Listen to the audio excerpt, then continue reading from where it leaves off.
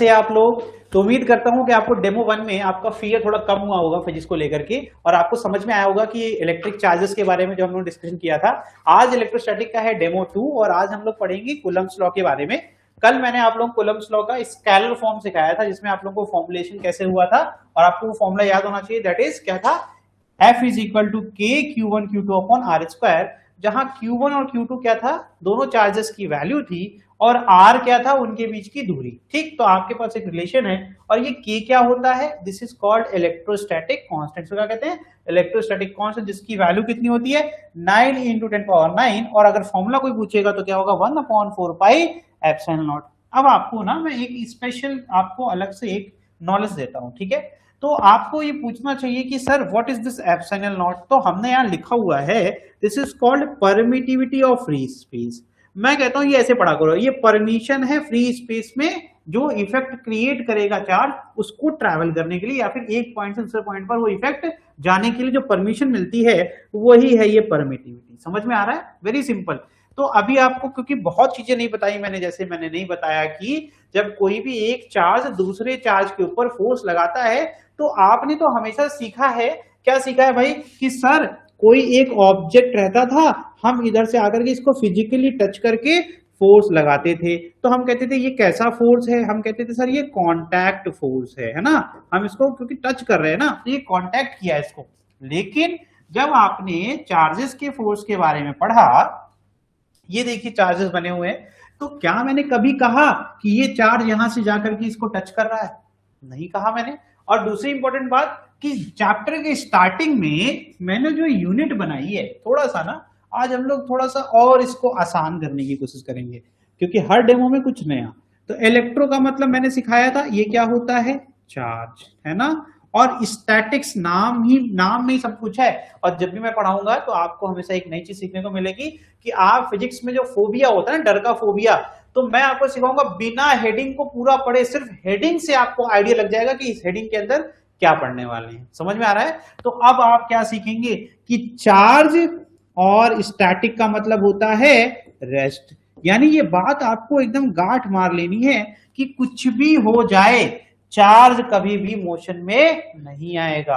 अच्छा, तो इससे क्या मतलब निकला, इससे ये मतलब निकला कि ये जो फोर्स लगा रहा है ये कभी भी यहां से जाकर के इसको टच नहीं करता है, यानी इसको कांटेक्ट नहीं करता है। तो ये किसी कुछ नया टाइप का फोर्स हो गया, क्योंकि जब भी हम लोग किसी चीज को फिजिकली टच करके ढकेलते हैं तो उस पर फोर्स लगाते हैं, इसको खींचते हैं, तो या पुशिंग या फिर पुलिंग करते हैं, तो हम कांटेक्ट फोर्स कर रहे होते हैं। लेकिन अब आपने एक सीखा एक नई चीज, that is called non contact force. इसको कहते हैं नॉन कॉन्टैक्ट फोर्स। तो ये फोर्स हमने अचीव कैसे किया, इस चार्ज ने इस पे फोर्स लगाया कैसे जब इसने इसको टच ही नहीं किया। तो अब यहां से आपको एक कंसेप्ट आगे सीखने को मिलेगा, effect of charge in its surrounding, जहां पर उस इफेक्ट को कहते हैं इलेक्ट्रिक फील्ड। ये क्या करता है, अपनों चारों तरफ एक ऐसे रीजन को क्रिएट करता है। देखिए यहाँ पे ये बने हैं एनिमेशंस में, है ना, जिसके अंदर अगर आप आएंगे तो ये जो आपको लाइंस दिख रही हैं ये एक इमेजिनरी, ये वास्तविक नहीं होती हैं। ऐसा साइंटिस्ट लोग ने अज्यूम किया कि यही इलेक्ट्रिक फील्ड जाकर के इस पे लग रही होगी, जिससे कि इससे रिपेल हो रहा है या फिर उससे अट्रैक्ट हो रहा है, depending upon the nature of charge. Charge का टाइप डिसाइड करेगा कि वो रिपेल होगा या वो अट्रैक्ट होगा। अच्छा, तो रिपेल कब होगा, अगर बेटा ये पॉजिटिव है और ये भी पॉजिटिव है तो रिपेल होगा। लेकिन हमारे केस में ये क्या है बताओ, नेगेटिव। तो इसकी जो इलेक्ट्रिक फील्ड होगी वो इस तरीके से होगी कि ये इसको अपनी तरफ खींचे। और वो लाइन हमेशा कहां ड्रॉ की जाएगी, कल कूलम्ब्स लॉ में कुछ नियम पढ़ाए थे, जिसमें मैंने ये आपको लिखवाया है, कहां पर, इसके पिछली स्लाइड पे है। क्या होगा भाई, जो उनके बीच का फोर्स होगा वो उनके बीच में जो दूरी है उस लाइन पर ही लाई करेगा। तो इस Q1 Q2 के बीच में ये लाइन दिख रही है तुमको, ये लाइन मैंने क्यों बनाई थी, ये इनके बीच के डिस्टेंस को रिप्रेजेंट करती है। इसी लाइन पर आपका अट्रैक्टिव फोर्स होगा। अच्छा, जितना Q1 फोर्स लगाएगा उतना ही Q2 भी फोर्स Q1 के ऊपर लगाएगा। ये बात भी पता थी भैया, यहाँ पर क्या होगा, यहाँ पर नॉन कॉन्टैक्ट फोर्स होगा, और वो फोर्स लगे कैसे, इलेक्ट्रिक फील्ड से। अभी नहीं टेंशन लेना है कि सर इलेक्ट्रिक फील्ड क्या होता है, हमें सिर्फ ये समझना था कि ये फोर्स ऐसा फोर्स है जिसमें कि ये इसको टच नहीं कर रहा है। समझ में आ रहा है? ये इंपॉर्टेंट बात है। ठीक है, ये भी क्लियर हो गया। तो now you have the idea. तभी मैंने कहा ये परमिशन है। तो तुम्हें दिख रहा है इनके बीच में कैसा स्पेस है? इनके बीच में हवा है ना, हवा को फ्री स्पेस कहते हैं। तो फ्री स्पेस में अब ये जो इलेक्ट्रिक फील्ड है वो इसी स्पेस से तो होके गई होगी। तो किसने परमिशन दिया? उस फ्री स्पेस ने परमिशन दिया। समझ में आया? तो उसी को कह रहे हैं यहां परमिटिविटी ऑफ फ्री स्पेस। यानी कि सर अगर इस एयर को हटा दूं और वहां पे मैं पानी भर दूं तो उस केस में क्या होगा? तो जैसे ही तुम एयर को रिमूव करोगे और तुमने क्या कर दिया, तुमने वहां पर वाटर फिल कर दिया। तो जब तुम वाटर फिल कर दोगे तो वहां पर तुमने चेंज कर दिया फ्री स्पेस को अब एक मीडियम से, है ना?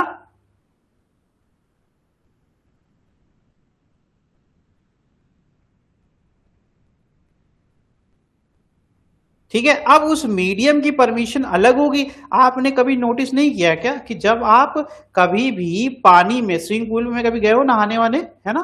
कभी तो गए होगे। तो जब भी आप स्विमिंग पूल में जाते हो तो उसमें वॉक करना डिफिकल्ट होता है कि नहीं होता है? तो जो डिफिकल्टी आ रही है वो क्यों आ रही है? अच्छा, हवा में जब आप अभी ट्रैवल कर रहे हो तो आपके आसपास, पैरों के आसपास कैसी एटमॉस्फेयर है? आप कहोगे सर एयर है ना? कैसा है? एयर है। लेकिन जब वाटर के अंदर वॉक करते हैं तो पैर बड़े भारी लगने लगते हैं ना। उसका रीजन क्या है कि उसके आसपास जो है वो मीडियम आपको चेंज हो गया। तो मीडियम चेंज होता है ना, तो परमिटिविटी भी चेंज हो जाती है। तो मैं पता है आपको इनडायरेक्ट तरीके से एक बहुत डिफिकल्ट टॉपिक पढ़ा रहा हूं, आपको सिखा रहा हूं किसी मीडियम के अंदर दो चार्ज रखे हैं तो उनके बीच के जो फोर्स में क्या चेंजेस आएगा। तो यहीं से एक फॉर्मूला आपको सिखा रहा हूं।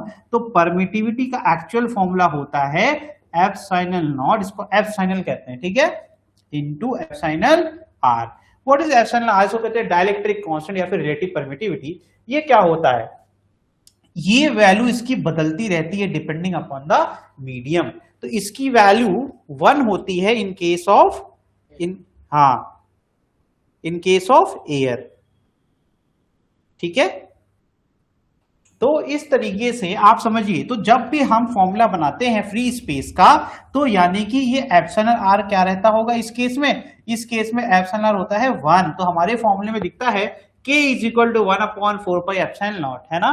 लेकिन अगर मैंने क्या कर दिया, मीडियम के लिए फोर्स निकालना चाहता हूं तो अब K के फॉर्मूले में क्या चेंज आएगा? अब K बन जाएगा तुम्हारा, बताओ, K Q1 Q2 अपॉन, तो K of medium upon R square. अब इस फॉर्मूले में देखेंगे तो ये फॉर्मूला बन जाएगा 1/4 pi epsilon naught into epsilon R. समझ में आ रहा है कि नहीं? तो यहां पे ध्यान से देखिएगा, एक नया रिलेशन बनाऊंगा मैं अभी, ठीक है, इनटू बाकी की चीजें तो सेम रहेंगी ना। अच्छा, मैं ये कहता हूं कि अगर मैंने Q1 नहीं चेंज किया, Q2 नहीं चेंज किया, उनके बीच की दूरी को चेंज नहीं किया, तो मुझे ये बताओ एयर वाले इसको कंपेयर करेंगे तो 1/4 pi epsilon naught into Q1 Q2 upon R square, ये तो एयर वाला फोर्स है। तो मैं कह सकता हूं कि किसी भी मीडियम में एयर वाला अगर आपको फोर्स निकालने आता है उसको डिवाइड कर दीजिए एप्सिलॉन आर से, तो आपको क्या मिल जाएगा?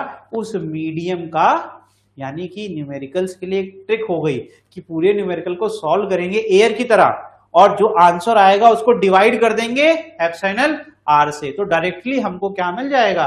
उस मीडियम का फोर्स। और एक इंपॉर्टेंट बात कि अगर हम मीडियम के फोर्स और एयर के फोर्स के रेशियो करते हैं तो F air upon F medium, तो ये हो जाता है एप्सिलॉन आर के बराबर। इसका एक और सिंबल होता है, इसको के कहते हैं, capital K, that is called as dielectric constant. तो इसको रिलेटिव परमिटिविटी कहते हैं या फिर क्या कहते हैं? डाइलेक्ट्रिक, इसको ज्यादा लोग जानते हैं डाई इलेक्ट्रिक कांस्टेंट। समझ में आया? तो यानी कि मैं अभी से आगे के लिए पढ़ा दिया आपको कि अगर कभी भी किसी मीडियम के अंदर कूलम्ब्स लॉ लगाना हो तो आप लगा सकते हैं। और आपको पता है कि एयर अपॉन क्या, मीडियम का force is equal to epsilon. ठीक, ये हो गया कंप्लीट। अभी क्या करेंगे, एक काम करते हैं, कुछ क्वेश्चंस लगाते हैं, है ना? एक छोटा सा क्वेश्चन है थ्योरेटिकल, इसके बाद हम वेक्टर फॉर्म की तरफ बढ़ने की कोशिश करेंगे अगर टाइम मिला तो कह रहे हैं इसमें बताइए दो केसेस से correct representation of electrostatic force क्या है? तो कह रहे हैं कि आपके पास दो है, ठीक है, acting on two different charge body. तो दो डिफरेंट चार्ज बॉडी पे कह रहे हैं इन दोनों में से कौन सा सही है। तो आप मुझे बताइए, आपको मैंने पहले ही सिखा दिया कि जब भी दो चार्जेस होंगे तो उनके बीच में सेंटर से सेंटर को आप एक स्ट्रेट लाइन से जोड़ेंगे और इसी लाइन पर फोर्स हो सकता है। तो पहली बात तो यहां देखो, ये क्या उस लाइन पर है फोर्स? Answer is no. कहां है? देखो ये लाइन तो यहां बन रही है ना, और ये फोर्स कैसे आ रहा? परपेंडिकुलर। तो ये सही है क्या? नहीं। लेकिन दूसरे वाले केस को देखिए, जिस लाइन को आप ज्वाइन कर रहे हो उसी लाइन को आगे की तरफ आपको बढ़ाने पर ये फोर्सेस मिल रहे हैं, यानी इसी लाइन के अलोंग हुए ना, तो ये कह जाएगा सही है आपका डायरेक्शन। तो यहां पे लिखा गया है the forces are action reaction pair also directed along the line joining two charges. अब ये एक्शन रिएक्शन क्यों यहां मैं पढ़ाना चाहता हूं आपको, कि आपको पता होना चाहिए कि कूलम्ब्स लॉ में ये जो दो फोर्सेस लग रहे हैं ना, ये इक्वल और अपोजिट हैं और ये सेटिस्फाई करते हैं Newton's third law of motion. तो Newton's third law of motion आप नहीं जानते रहोगे तो कल को कोई न्यूमेरिकल आया जिसमें ये आपका न्यूटन के नियम को लगाना हो तो आप अप्लाई नहीं कर पाओगे। थर्ड लॉ ऑफ मोशन का ये एग्जाम्पल है, ठीक है।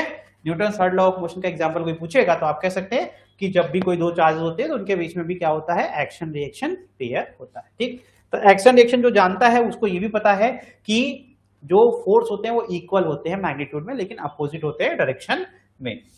What is this? ये क्या लिखा गया भाई? What is central forces? देखो ध्यान से, कभी आपने ग्रेविटी पढ़ी होगी जब छोटे होंगे 9th क्लास में, तो आपने देखा होगा कि धरती माता हमेशा किसी भी ऑब्जेक्ट को अपने सेंटर की तरफ अट्रैक्ट करती है। नोटिस किया कभी आपने? जब सेंट्रल फोर्सेस कौन से फोर्सेस होते हैं? सेंट्रल फोर्सेस वो फोर्सेस होते हैं जिसमें डायरेक्शन ऑफ फोर्स फिक्स्ड है, इररिस्पेक्टिव कि आपने कोई भी पोजीशन ऑब्जेक्ट की चेंज कर दी। कभी नोटिस किया है, अगर मैं इस पेन को हाथ पे रख दूं तब भी mg नीचे लगेगा, इसको मैं हवा में ऐसे टेढ़ा कर दूं तब भी इसका जो सेंटर ऑफ मास होगा वहां से नीचे की तरफ लगेगा। मतलब सब कुछ बदल सकते हो आप। पेन को आप रॉड को ऐसे रख दो या रॉड को आप ऐसे रख दो, इससे कुछ फर्क नहीं पड़ेगा। जो mg है उसकी डायरेक्शन हमेशा एक ही तरफ होगी, that is towards the direction of क्या होगा भाई? आपका सेंटर, ठीक है। अब मैं कूलम्ब्स लॉ में दिखाता हूं कि ये क्या कह रहा हूं मैं। अभी तुमने इस तरीके से चार्ज को रखा, मैं कहता हूं चार्ज को ऐसे रख दो, है ना, ये हो गया Q1 और ये हो गया तेरा। अब मैंने ना x एक्सिस में रखा ना y एक्सिस में।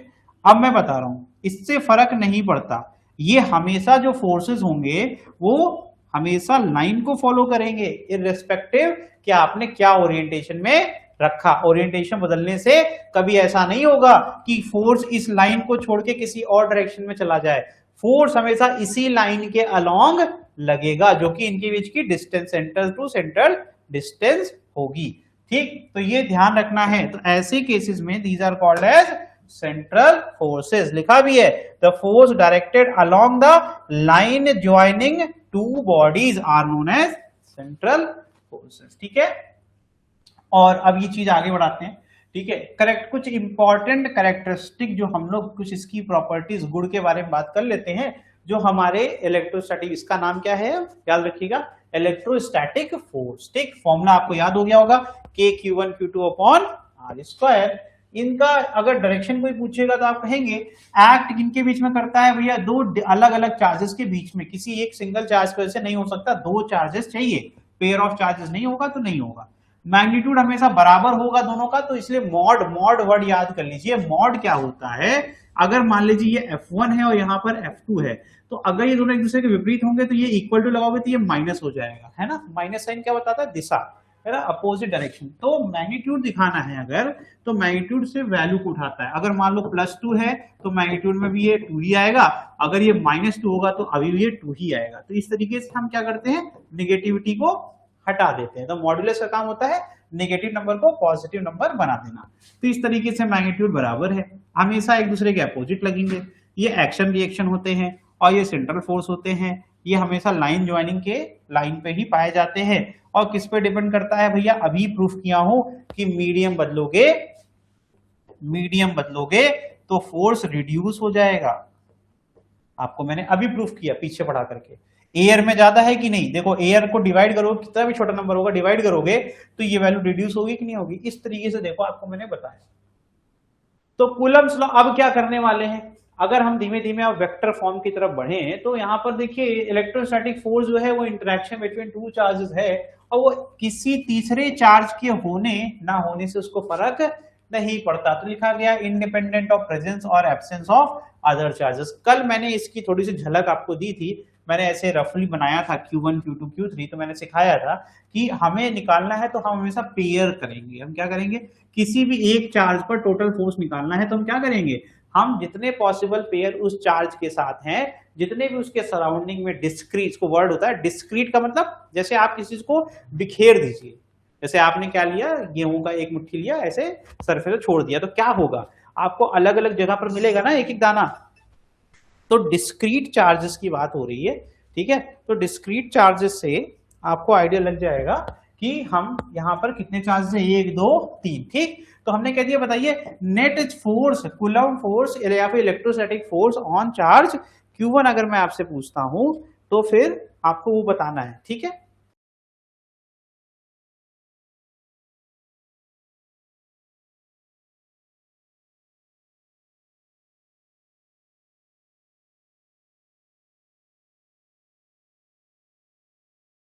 ठीक है बेटा, तो आप देखो ध्यान से, इसको अप्लाई करके सीखो पहले, ठीक। कैसे करेंगे, इसको करना बहुत आसान है। हमने क्या करना है, हमें तो पहले सिखाया गया था कि जो फोर्स ढूंढना है, पहले फोर्स की डायरेक्शन क्या होगी, तो फोर्स सर वही इन दोनों को सेंटर से सेंटर जोड़ देंगे, ये जो लाइन बनेगी इसी लाइन पे पाया जाएगा। अब उसको दूसरे स्टेप का प्रोसेस क्या है कि दोनों अगर पॉजिटिव है तो सर रिपेल करेगा, अगर एक पॉजिटिव और एक निगेटिव है तो एक दूसरे की तरफ हम फोर्स लगा देंगे। तो बहुत सिंपल तरीके से हमने आइडेंटिफाई कर लिया। हम कह रहे हैं कि हम निकालना चाहते हैं Q1 पे टोटल फोर्स कितना लग रहा है, ठीक है। तो हम यहाँ कुछ नोटेशंस लिख रहे हैं, ध्यान से देखिएगा।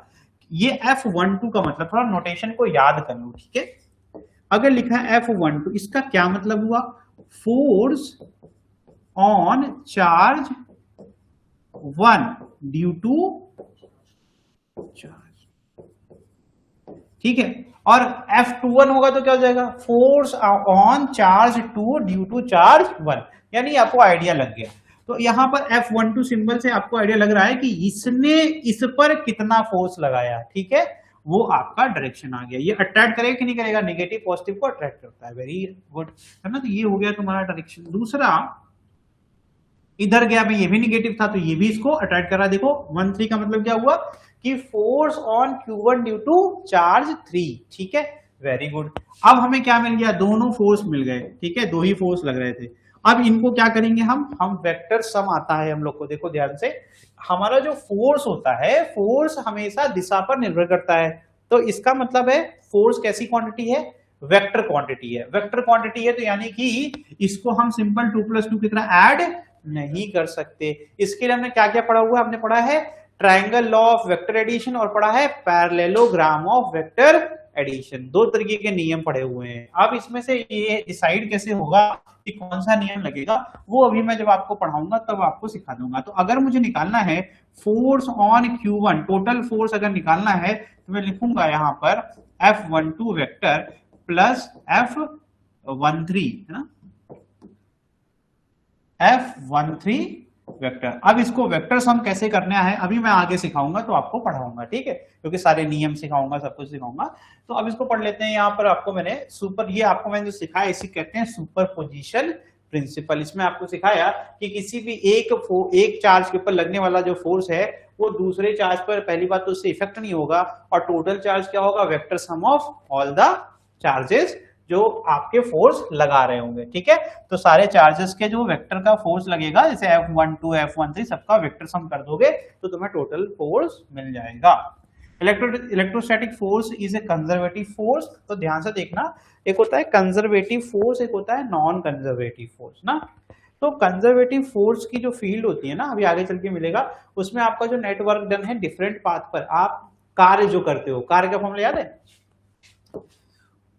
Work is equal to force into displacement, है ना, F इंटू एस। तो work done by this force is independent of path followed. तो जब भी कंजर्वेटिव फोर्स में रहोगे, सबसे अच्छी प्रॉपर्टी क्या है, इस फोर्स के द्वारा जो कार्य किया जाएगा किसी एक बिंदु से दूसरे बिंदु के बीच में, तो उससे फर्क नहीं पड़ता कि तुम कौन से रास्ते से होकर के गए, किसी भी रास्ते से जाओगे जो वर्क है वो कांस्टेंट ही रहेगा। तो ये होता है कंजर्वेटिव फोर्स का प्रॉपर्टी, याद रखिएगा। अब आ गया है टाइम चेक करने का कि हम लोग कितनी चीजें समझ में आई। चलिए, टू अननोन चार्ज, तो हमें नहीं पता Q1 Q2 के बारे में, ठीक है।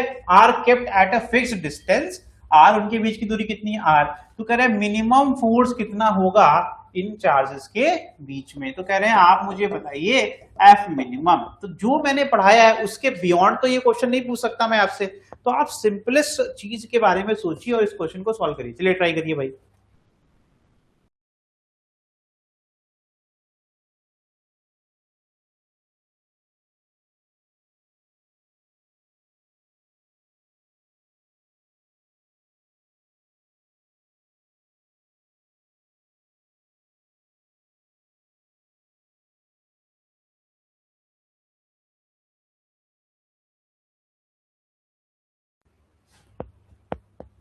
चलिए तो हम इसको थोड़ा सा इजी कर देते हैं। तो एक चीज बताइए, मिनिमम फोर्स कब लगेगा। अच्छा, मिनिमम फोर्स के लिए सर हमें थोड़ा सा रिवीजन करना पड़ेगा कि सर आपने सिखाया था जो कूलम फोर्स होता है वो Q1 Q2 के प्रोडक्ट के डायरेक्टली प्रोपोर्शनल होता है। अच्छा अच्छा, और आपने सिखाया था इनवर्सली प्रोपोर्शनल होता है इनके बीच की दूरी के स्क्वायर का। अच्छा, मेरे कंट्रोल में क्या है सर, आपने पहले बोल दिया कि Q1 Q2 की वैल्यू आप नहीं बताओगे, ठीक है नहीं बताओगे।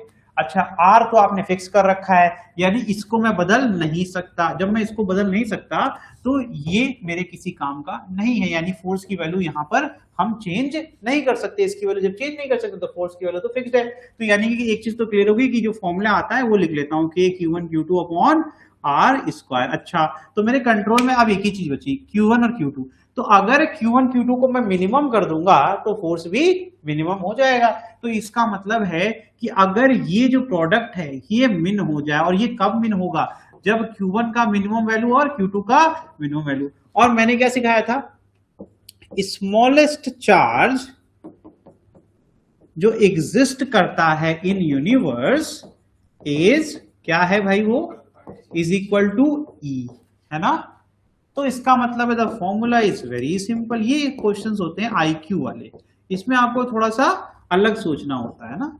तो माइनस ई करने से कोई फर्क नहीं पड़ेगा, वो प्लस ई स्क्वायर हो जाएगा अपॉन आर स्क्वायर। तो दिस इज योर आंसर, समझ में आया। इससे स्मॉल इलेक्ट्रोस्टैटिक फोर्स नहीं हो सकता, याद रखना। अच्छा, इसमें मैंने आर की वैल्यू अपने हिसाब से ली है, तो आर की वैल्यू आप किसी भी सिचुएशन में फिक्स करोगे तभी आप उस पॉइंट उस दूरी पर मिनिमम फोर्स निकाल सकते हो। यानी कि अगर मैं 1 सेंटीमीटर दूरी पर रख दूं दो चार्जेस को, तो उस समय कितना मिनिमम फोर्स होगा, और 2 सेंटीमीटर का वो अलग अलग होगा। यानी कि हर फिक्स डिस्टेंस का अलग मिनिमम फोर्स होगा, क्योंकि आप आर की वैल्यू को क्या कर रहे हैं, फिक्स कर रहे हैं। समझ में आ रहा है। तो इस तरीके से आप किसी भी पॉइंट पर, किसी भी दो पॉइंट के बीच में जो दूरी है अगर आपने फिक्स कर दिया तो उसमें मिनिमम फोर्स कितना लग सकता है वो आप निकाल सकते हैं। ठीक है, समझ में आया। थोड़ा सा ये अलग टाइप के क्वेश्चन ऐसे ही होते हैं। ठीक है, आगे देखिए ये करते हैं, ये भी एक नया टाइप का क्वेश्चन है। सिस्टम ऑफ टू बॉडीज, ए और बी, दो बॉडीज ले ली, ठीक है, और हमने आपको रिलेशन पढ़ाया था कि मास के बिना चार्ज नहीं हो सकता। तो यहां पर मास दिया है, ठीक है, तो ए का मास 2 किलोग्राम, बी का मास 4 किलोग्राम। अब दोनों पर चार्ज कितना है, 2 कूलम का, दोनों पर 2-2 कूलम का चार्ज दे दिया। ठीक, कह रहे बताइए कितने स्पीड से ए टी समय के बाद, ठीक है, आपका क्या होगा, स्पीड निकालनी है ए की, और स्पीड ऑफ बी उस समय क्या है 20 मीटर पर सेकेंड। यानी कि हम कह रहे हैं टी बराबर टी सेकेंड पर इस बी की स्पीड कितनी है 20 मीटर पर सेकेंड, और ए की स्पीड उसी समय पे हमें नहीं पता है, तो हमें वी ए निकालना है। वी ए कितना होगा ये आपको बताना है। ठीक है, समझ में आ रहा है आपको कुछ कुछ, तो इस तरीके से सॉल्व करिए। ये भी आपका एक बेसिक आपका नॉलेज होना चाहिए आपको, वो अच्छा होगा तो कर लेंगे।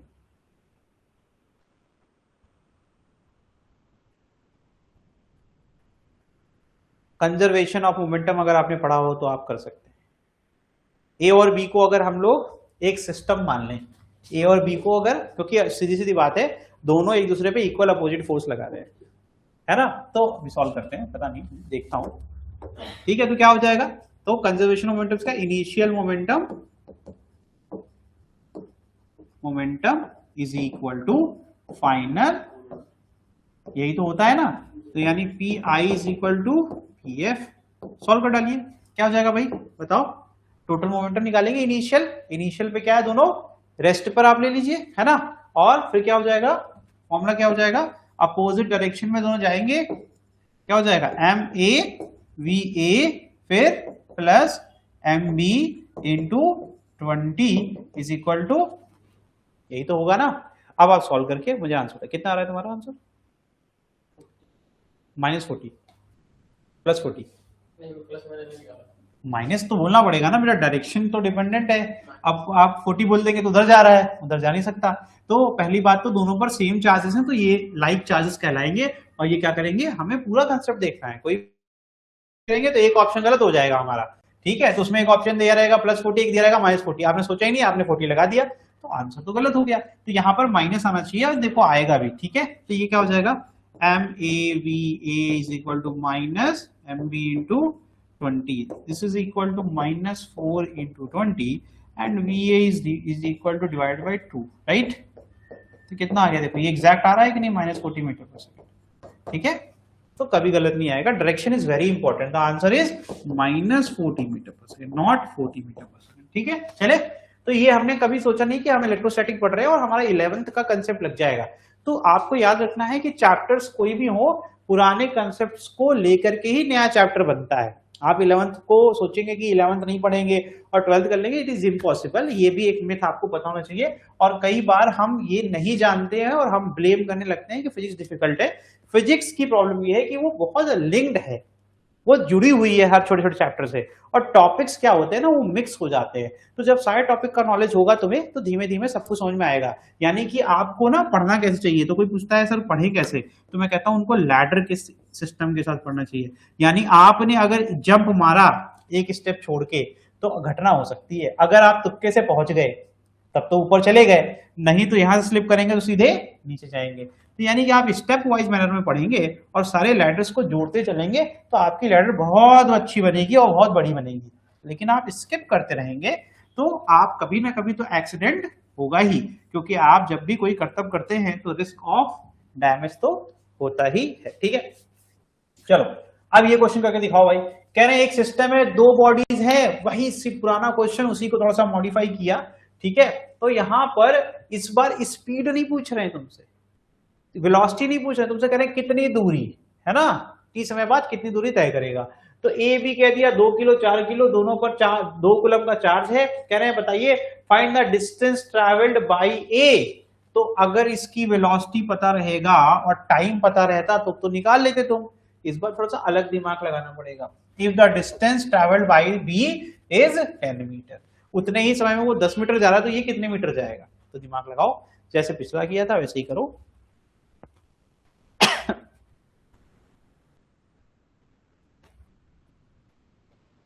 मोमेंटम वाला कंसेप्ट लेके चलो, हाँ मोमेंटम कंसेप्ट लेके चलो।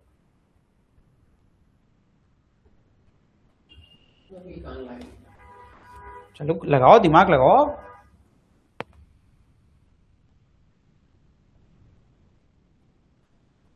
या सेंटर ऑफ मास से कर लो, सेंटर ऑफ मास भी कर सकते हैं।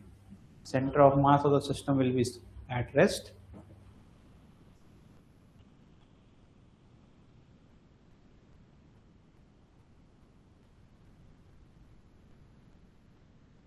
नेट फोर्स कितना है, 0 है ना। When net force acting on the system is 0, तो सेंटर ऑफ मास क्या होगा, रेस्ट पे ही रहेगा, ठीक है। नेट फोर्स जब बॉडी पर क्या है 0, तो सेंटर ऑफ मास, ये सिस्टम ऑफ पार्टिकल कंसेप्ट दे दिया आपको मैंने, ठीक है, will be always at rest. यानी कि इनका दोनों का मास है, दोनों का याद है आपको सेंटर ऑफ मास कैसे निकालते थे, अरे ये x1, y1 है ना, इसकी लोकेशन x2, y2, फिर सॉल्व करते थे तो हमें कहीं बीच में सेंटर ऑफ मास मिलता था। सेंटर ऑफ मास कहीं नहीं जा रहा, यानी कि m1 x1 is equal to, क्योंकि कोऑर्डिनेट क्या है, y का कोई कोऑर्डिनेट तो है नहीं, x एक्सिस पे मोशन हो रहा है, तो this will be always 0, this will be m2 x2। हो गया सर, तो यहां से कर लीजिए। तो m1 is what 2 into we don't know x1, है ना, वी नो दिस। हाँ, यही तो समझाने की कोशिश कर रहा हूं कि जो तुम सोचोगे वो कभी होगा नहीं, और जो होगा वो तुम सोच नहीं पाओगे, है ना, इस तरीके से। तो आप जो कंसेप्ट पढ़ रहे हैं, देखिए इलेक्ट्रोस्टैटिक का क्वेश्चन है, आप नहीं कह सकते नहीं है, अरे चार्ज आ गया तो इलेक्ट्रोस्टैटिक आ गया। लेकिन जब मैं 12th में आ चुका हूं तो मैं 11th के कंसेप्ट को ये नहीं कह सकता कि मुझे पता नहीं है। जब आप 10वीं आते हो तो आप लाइन्स एंड एंगल नहीं सीखते हो क्या? लाइन्स एंड एंगल तो इतना आप 9th की क्लास तो आज भी लगेगी। ऐसे कोई भी आज ही क्वेश्चन हम लोग कर रहे थे, है ना, प्लेन मिरर के अंदर क्या आपने दो समांतर रेखाओं में तीसरी रेखा कट करती है तो करस्पॉन्डिंग एक साइड के जो आपके लाइन के एक ही साइड वाले एंगल बराबर होते हैं, ये अल्टरनेटिंग ये एंगल बराबर होते हैं, ये वर्टिकल, ये सब भूल जाएंगे क्या? नहीं भूल सकते ना। तो क्यों इस्तेमाल किया आपने वो? तो इस्तेमाल अगर आप ये कर सकते हैं तो आप ये कैसे कह सकते हैं कि मैंने 11th का ये तो क्वेश्चन हुआ ही, तो कैसे कैसे 11th का है? 11th में आप जानते थे चार्ज क्या होता है? तो this is not 11th question, ये इसी चैप्टर का क्वेश्चन है, क्योंकि इसी चैप्टर में चार्ज के बारे में सीखोगे और इसी चैप्टर में तुमने ये भी सीखा कि जो नेट फोर्स है वो जीरो होगा, क्योंकि ये एक्शन रिएक्शन पेयर वाले फोर्स है। तो तुमने ये देखा कि ये वाला कंसेप्ट किसी और टॉपिक में भी है, तो तुमने इसलिए इसको सॉल्व किया। तो सॉल्व करने के तरीके से आप चैप्टर नहीं बदल देते ना, ये 12th का क्वेश्चन है। बिकॉज नेट फोर्स ये कौन सा फोर्स है भाई, बताओ जरा? ये तो कूलम वाला फोर्स है। कूलम फोर्स किसका है? इलेक्ट्रोस्टैटिक का है। समझ गए? दिस इज ऑल अबाउट, यही तो जर्नी है तैयारी। जब आप करते हो तो आप लोग यही छोटी छोटी बातों पर फोकस नहीं करते हो और आप हमेशा कंप्लेनिंग मोड में हो जाते हो। बिकॉज जब आप बोर्ड्स में थे तो बोर्ड्स का एटीट्यूड डिफरेंट है, जिस चैप्टर को पढ़ोगे उसी चैप्टर से क्वेश्चन आएगा। लेकिन जैसे ही आप कॉम्पिटिटिव में हाथ डालते हो ना, अब गेम बदल गया। अब गेम है उस एक सीट के लिए कितने लोग फाइट कर रहे हैं और उस फाइट को कितना डिफिकल्ट बना दें, और लेवल भी ज्यादा बहुत ज्यादा बढ़ाना नहीं है कि हम 30 सेकंड में क्वेश्चन सॉल्व नहीं कर पाए। तो सोचो एग्जामिनर के पास कितना दिमाग होगा कि वो ऐसा क्वेश्चन आता है इसका सोल्यूशन भी छोटा रहेगा लेकिन उस सोल्यूशन तक सब नहीं पहुंच सकते। तो this is what psychological paper is. ये सारे पेपर जो होते हैं ना, ये साइकोलॉजिकल होते हैं। कितना ज्यादा बच्चा ब्रॉड सोच सकता है, उस 10 सेकंड में कितना वो 11th को रिलेट कर सकता है 12th के साथ। तो ये सारी कीमती चीजें हैं। यही जो ब्रिलियंट बच्चे हैं वही तो कल को जब डॉक्टर इंजीनियर बनेंगे, तो मान लो आप इंजीनियर बन गए, ठीक है, भूकंप आ गया, डिजास्टर हो गया, अब आपको उस डिजास्टर को सॉल्व करना है एंड आप उस प्रेशर सिचुएशन को हैंडल करना जानते ही नहीं है। तो उस डेडली डे की ट्रेनिंग है ये सारी चीजें, क्या आप कैसे फ्रैक्शन ऑफ सेकंड में सब कुछ जोड़ पाते हैं। आप अगर देख रहे हैं ब्रिज को, देख रहे हैं, आपको दिख रहा है वो ऑसिलेट कर रहा है, तो आप इंस्ट्रक्शंस, आप चीफ इंजीनियर हैं, आपने अपने सारे लेबर को बचाना चाहते हैं, वर्क फोर्स को बचाना चाहते हैं, तो आपके अंदर विजन ही नहीं है कि आप चीजों को जोड़ पाए। आपको दिख रहा है वो पूरा आपका ऑसिलेट कर रहा है, तो आपको लग रहा है यार डैमेज हो सकता है। तो you should predict everything. Vision कैसे क्रिएट होगा? When you are able to link everything. अगर तुम दिमाग में, अगर तुम्हारा विजन छोटा है, जैसे तुमने बोला ना अभी, अगर आप ये नहीं, ये पकड़ लिया आपने कि नहीं ये चैप्टर तो चार्ज का था, ये तो आप ये नहीं देख रहे हो कि लिंक कितना बड़ा है। यहां से लेकर के वहां तक फिजिक्स कहां जुड़ी हुई है, हर जगह से फिजिक्स लग रही है, हर चीज में फिजिक्स कैसे आपकी काम करती है। तो बात वो सिखा, समझ में आया कि how to relate every chapters के कुछ कंसेप्ट, कुछ कहानी बता रहे हैं और वो कहानी कहीं भी जाकर के फिट हो सकती है और सारी कहानी को जोड़ करके हमको एक पूरी पूरी स्टोरी बनानी है। समझ में आ रहा है? तो छोटी छोटी कहानियां हैं। देखो अब यहाँ क्या सीखने को मिलेगा तुम्हें। यहाँ 4 बॉडीज हैं, ठीक है, 4 bodies of equal charges. Simple same question, यानी जो चार्ज यहाँ वही चार्ज यहाँ, वही चार्ज यहाँ, यही, ठीक है, सिंपल है। अभी मैंने आपको सुपरपोजिशन प्रिंसिपल सिखाया, अब मैं उसका एप्लीकेशन दिखा रहा हूँ, ठीक है। अब कह रहे हैं भैया इसको रख दिया हमने स्क्वायर की वर्टेक्स पे, है ना, कोनों पर, है ना, कोनों पर रख दिया। तो ये कोना एक हो गया, दूसरा हो गया, तीसरा हो गया। चलो इसका नाम दे देते हैं ए बी सी और डी। समझ में आ गया? इनके बीच की दूरी कितनी होगी? ए। लेकिन सर इनके बीच में भी तो दूरी होगी। आपने सिखाया था सेंटर से सेंटर को जोड़ दो, सोचना नहीं है इसमें कुछ भी। अच्छा, और कहीं जुड़ रहा है क्या? इस चार्ज पे ये जुड़ रहा था, ये जुड़ रहा था, ये खत्म हो गया। अब आओ जरा इस पर, इसमें भी ये जुड़ रहा है, ये जुड़ रहा है, तो ये भी तो जुड़ेगा, है ना। अब जरा चेक करो, यहां गया तो ये भी सारी जगह से जुड़ा हुआ है, यहां गया, हाँ, काम खत्म हो गया। समझ में आ रहा है? तो ऑल पॉसिबल कनेक्शंस मैंने बना दिए, पहले शुरू करने से पहले बना दिए, क्योंकि ये तो होगा ही होगा। कोई भी चार्ज है तो उसका पेयर तो बनेगा, तो मैंने पेयर बना दिया। अब दूसरा काम हमारे फोर्स के फॉर्मूले में सबसे पहले तो आता है कि भैया इनके बीच में लगने वाला फोर्स के लिए आपको चाहिए डिस्टेंस। तो अब मुझे दिख रहा है राइट एंगल ट्रायंगल, दिख रहा है कि नहीं दिख रहा है? ये और ये साइड क्या, स्क्वायर की प्रॉपर्टी क्या होती है? 90 डिग्री। तो मैंने बोल दिया कोई भी एक ले लो, ए डी सी ले लिया, तो एडीसी लिया तो ए, और ये पाइथागोरस, पाइथागोरस के हिसाब से हाइपोटेनस क्या होती है, hypotenuse is equal to under root of perpendicular square base square, ये बेस हो गया, ये परपेंडिकुलर कोई भी ले लो आप, है ना, तो ये हो जाएगा A square plus A square that is equal to root 2 of A. अब ये परमानेंट याद कर लो, इतनी छोटी सी चीज हम कैलकुलेट नहीं करते। मैं ये मान के चल रहा हूं कि आपको नहीं आता था तो मैंने आज बता दिया, लेकिन आगे जीवन में कभी भी हम अगर स्क्वायर देखेंगे तो इतना तो हमें ऑलरेडी पता है, डायगोनल क्या होता है, रूट 2 ऑफ साइड, ठीक है। चलो ये मैंने फिर भी आपको सिखाया, तो ये हो जाएगा रूट 2 ऑफ ए, तो ये वाला भी हो जाएगा रूट 2 ऑफ ए, खत्म। अब हमने फिगर खत्म कर लिया, अब पढ़ते हैं। हमसे पूछा जा रहा है force exerted on any one of the charges, ठीक है। तो कोई चार्ज पकड़ लो, क्या पकड़ना चाहिए, ये कर लेते हैं, है ना। इस चार्ज पर कहा गया है, देखो कोई भी जो एक चार्ज है उस पर दूसरे चार्जेस के द्वारा लगने वाला टोटल फोर्स, ठीक है। तो इसने 4 नंबर का किया है तो हम लोग को नंबरिंग चेंज करनी पड़ेगी, ठीक है, कोई बात नहीं। तो अब मैं क्या करूंगा, मैं इसको कर दूंगा यहां से सी और इसको कर दूंगा D, this is my fourth, right. तो अब ये हो गया, या एक काम करो, इतनी मेहनत क्यों कर रहे हैं हम लोग, make it 1, make it 2 and make it 3 and make it 4, simple. अब नंबरिंग मैच कर जाएगी, ठीक है। तो जरा सा भी आपको एफर्ट नहीं करना पड़ेगा। Force on fourth charge due to 1, ठीक है, बनाना स्टार्ट करो, है ना, बाकी लाइनें मिटा दो, अब इनकी जरूरत मुझे नहीं है। चलिए तो अब मैं बनाऊंगा, पहला चार्ज ये रहा और फोर्थ वाले चार्ज पर फोर्स लगाएगा तो इसी लाइन के अलाउंग लगाएगा कि नहीं लगाएगा, ये मेरा हो गया F41, ठीक बेटा। अब force on fourth charge due to second charge, इसकी जरूरत भी नहीं है, हटा दो इसको।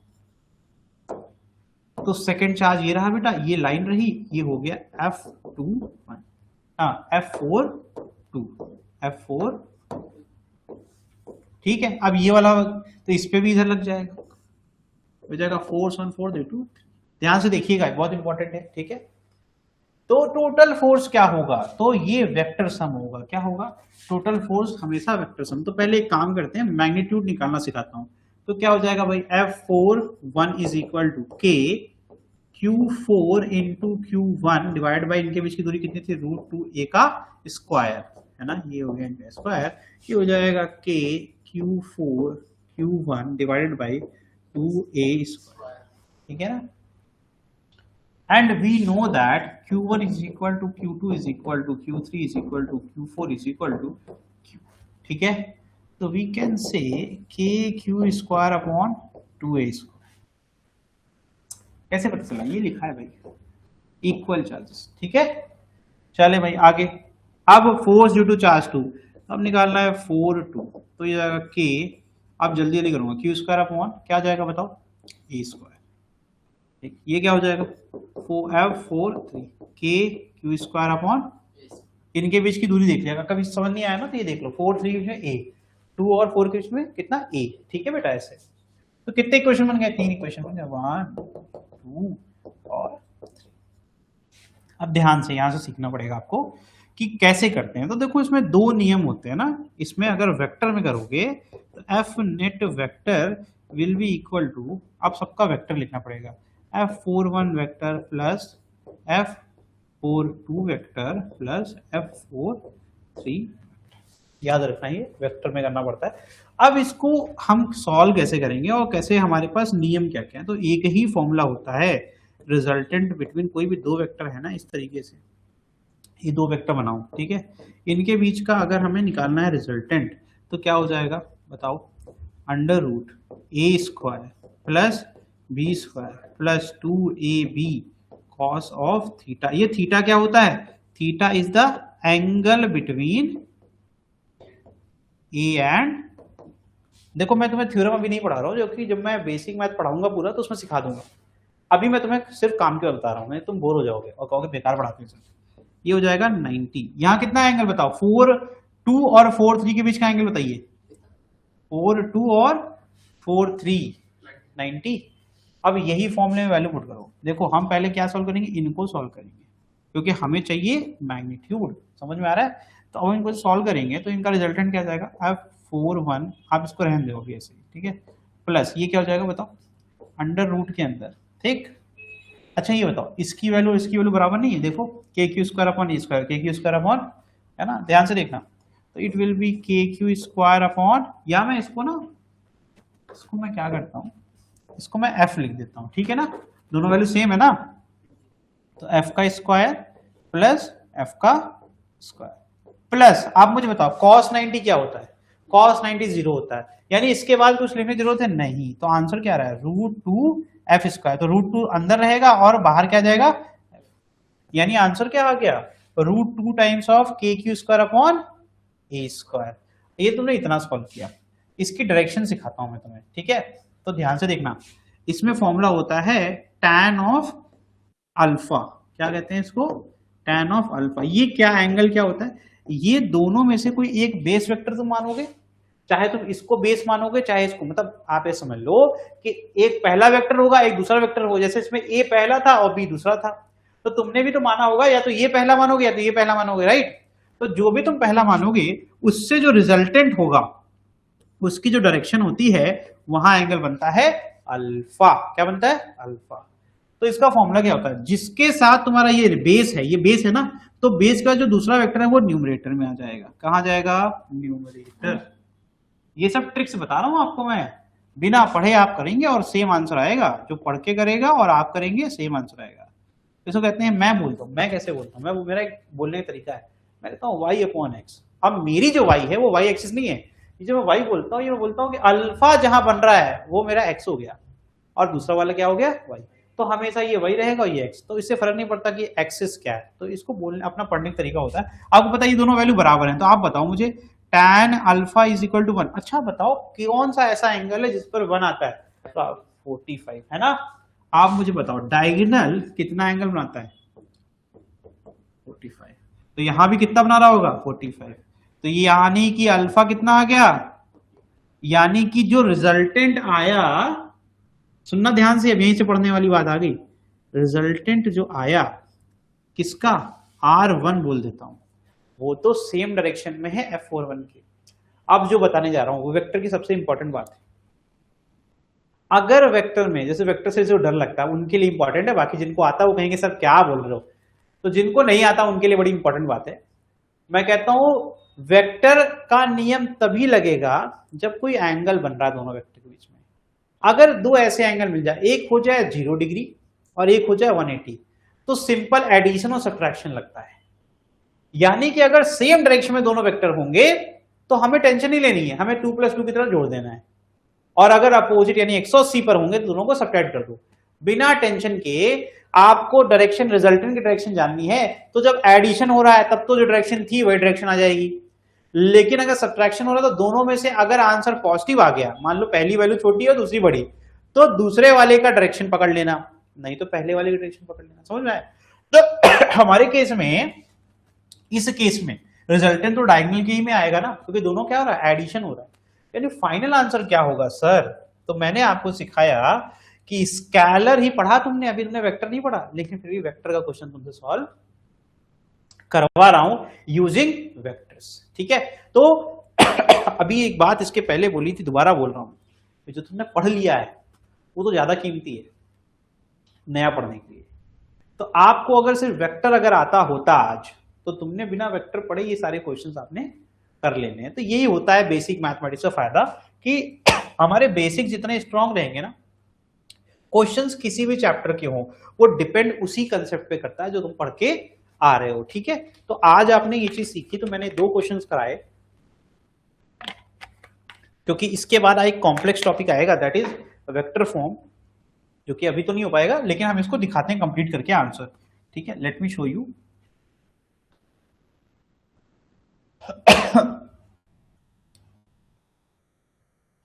ठीक है, देखो,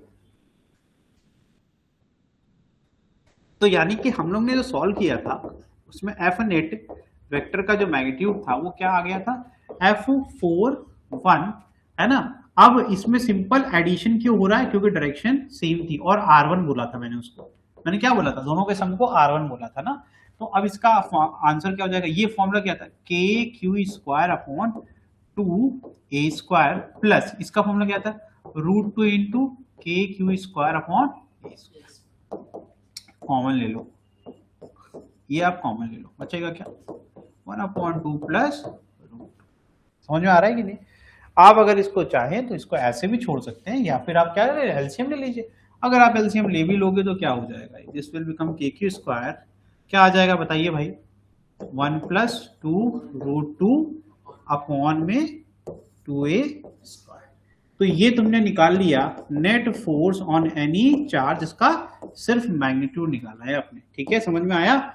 इस तरीके से आपने सीखा। तो ये इस केस में, इस क्वेश्चन के लिए इसमें सिर्फ वैल्यू पूछी गई थी, आपसे डायरेक्शन कोई नहीं पूछ रहा है, लेकिन वो डायरेक्शन के बिना आप निकालेंगे कैसे, ये बड़ी बात है, तो ये सीखना पड़ेगा आपको, ठीक है। तो ये आपका आंसर है। तो यहीं पर अब इसको हम एंड करेंगे। आपको एक होमवर्क देखे, यहाँ पर आपके सामने एक दिख रहा है क्वेश्चन, 4 बॉडी है, इक्वल चार्जेस हैं। अगर आपने कुछ सीखा होगा आज क्लास में तो आप इसको कर लेंगे। दैट इज आपको सिर्फ ये सेंटर पे रखा हुआ जो चार्ज है उस पर टोटल फोर्स निकालना है, और आपको बाकी सारे चार्जेस इक्वल है। तो आपको पता है कि इक्वल अपोजिट फोर्सेस वाला कंसेप्ट है, तो आप इसको थोड़ा करोगे ना तो आपको आइडिया लग जाएगा, आंसर बहुत सिंपल आने वाला है, ठीक है। तो आप थोड़ा सा इस पर प्रैक्टिस करिए, और इसके बाद हम लोग की मुलाकात होगी एक सेशन के साथ प्रॉपर, ठीक है। तो ये रहा मेरा फाइनल डेमो फिजिक्स में, और मैंने जानबूझ करके एक डिफिकल्ट टॉपिक पढ़ाया जिससे आपको आइडिया लगे कि कुछ भी डिफिकल्ट तभी तक है जब तक हम उसको समझ नहीं पाते। एक बार हमने उसको बिट्स एंड पीसेस में ब्रेक कर लिया और उसको फिर अच्छे से छोटे छोटे पार्ट्स में समझेंगे और सबको ऐड करना आ जाएगा एक पजल की तरह। सिंपल एक पजल की तरह फिजिक्स चलती है, जिसमें आपको कौन सा पजल कहाँ फिट करना है बस ये सीखना आना चाहिए। उसके बाद तो आपके ऊपर है आप कितनी प्रैक्टिस करोगे और उसको अच्छा कर सकते हो, ठीक है। तो उम्मीद करता हूँ समझ में आया होगा, नहीं आया होगा तो आप प्लीज मुझे डाउट पूछते रहिएगा, और तब मिलते हैं हम नेक्स्ट सेशन में। Thank you so much.